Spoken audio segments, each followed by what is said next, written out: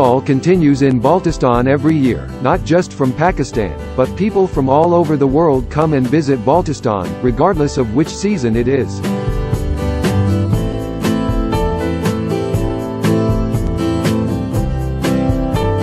One of the most naturally gifted places in the world, GB is one of the only places where all 4 seasons can be witnessed in their natural state.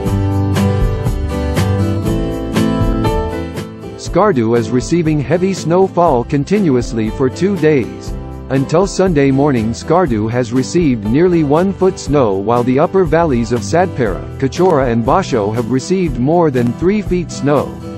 Snow falling was started on last week.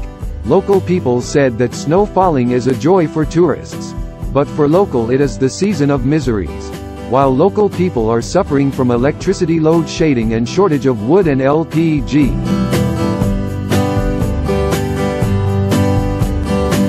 Shigar and Kapolu valleys are also receiving heavy snowfall. The upper valleys of Kapolu and Shigar have received more than 5 feet snow. According to weather report, more snow falling is expected. Bלتستان and other areas of the northern belt are continuing to experience snowfall.